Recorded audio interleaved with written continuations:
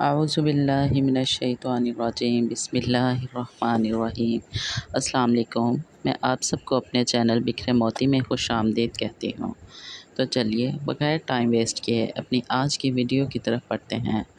آج میں آپ کو ایک ایسا عمل بتاؤں گی جو کہ آپ نے یکم محرم الحرام یعنی محرم کی پہلی تاریخ کو کرنا ہے۔ عمل کوئی بہت بڑا یا بہت زیادہ مشکل بھی نہیں، بالکل چھوٹا اور آسان سا عمل ہے۔ آپ نے اس عمل کو کرنا ہے اور ساری زندگی اس عمل کی برکات سے بھرپور فائدہ اٹھانا ہے۔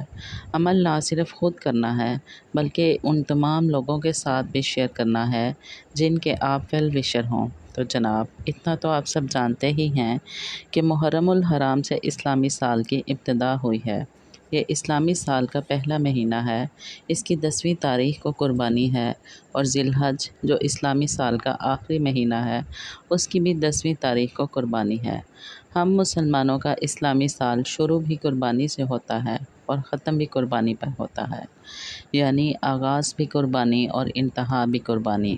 اس مہینے میں کئی ایسے واقعات رونما ہوئے جو اسلامی تاریخ کے صفحات کی زینت بنے ہوئے ہیں، لیکن افسوس کہ لوگوں نے اسے صرف سوگ اور غم کا مہینہ بنا لیا ہے۔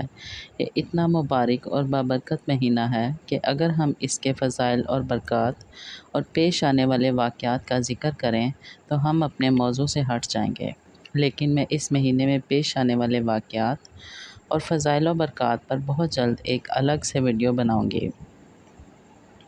تو چلیے اب اپنے اس عمل کی طرف پڑھتے ہیں۔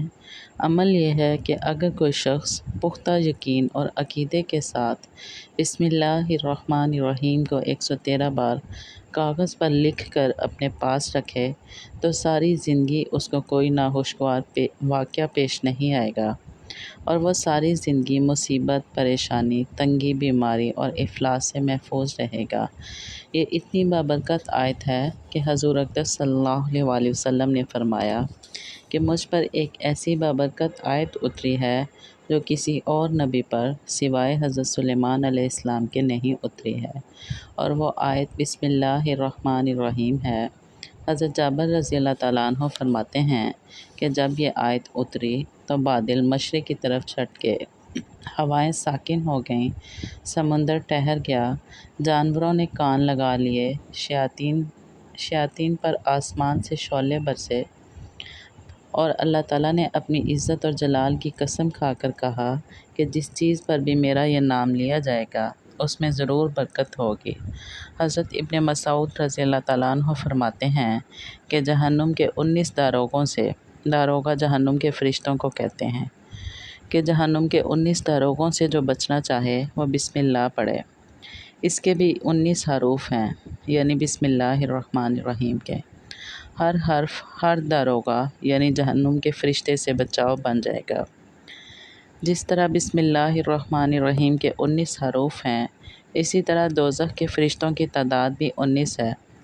حضرت عبداللہ بن عباس رضی اللہ تعالیٰ عنہ سے روایت ہے کہ حضرت عثمان بن عفان رضی اللہ تعالیٰ عنہ نے حضور اقدس صلی اللہ علیہ وسلم سے بسم اللہ الرحمن الرحیم کی فضیلت کے بارے میں پوچھا تو حضور اقدس صلی اللہ علیہ وسلم نے ارشاد فرمایا کہ یہ اللہ تعالیٰ کے ناموں میں سے ایک نام ہے اور اللہ تعالیٰ کے اسم اعظم اور اس کے درمیان ایسا قرب ہے جیسا کہ آنکھ کی پتلی یعنی سیاہی اور سفیدی کے درمیان۔